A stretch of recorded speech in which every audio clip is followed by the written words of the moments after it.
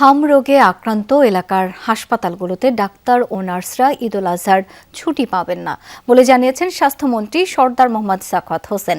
দুপুরে সচিবালয়ে এক ব্রিফিংয়ে এই তথ্য জানান তিনি। রেড ক্রিসেন্টের পক্ষ থেকে স্বাস্থ্য খাতে সহায়তার জন্য স্বাস্থ্যমন্ত্রীর কাছে হস্তান্তর করা হয়েছে 11 set ventilator, 27 set nebuliser, 27 set oxygen flowmeter এবং 1 লাখ নর্মাল স্যালাইন। সেই সাথে 2400 রোগীকে 10,000 করে 2,40,00,000 টাকা দেওয়ার কথা জানান মন্ত্রী।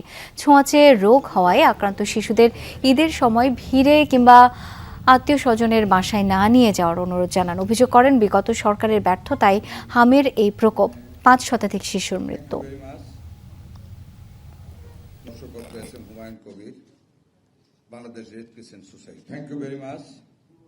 বিচার করার চাইতে আমাদের বুকের বাচ্চাদেরকে বাঁচানোর জন্য এখন সবাই চেষ্টা করতেছে। এটাতে থাকি, আগে এটা মিট আপ করে আমরা খুঁজে এখন আমরা টিকা দিচ্ছি, মাইকিং করাচ্ছি যারা বাদ পড়েছে তাদেরকে টিকা দানের জন্য। সুতরাং it has become a continuous process.